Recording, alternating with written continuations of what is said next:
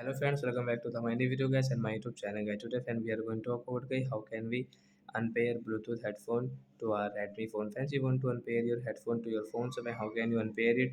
Today I will show you in this video guys. So before starting video friend, first of all go and subscribe the channel guys, click the bell icon and like the video. So we will on our phone setting guys. After on phone setting guys, scroll it. Once you can see guys your Bluetooth setting guys, click on your phone Bluetooth setting, and once you can see guys this Playtone BT company Bluetooth headphone guys we have paired and we want to unpair. So we right side tap here. Hence you can see your unpair option guys. Tap on unpair option.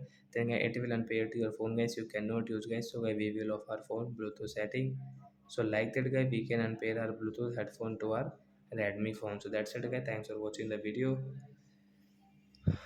And guys, do you have any doubt guys related to guys your Bluetooth setting, Redmi phone Bluetooth setting guys? You can ask me in comment section. I will check. I will help you. Bye guys.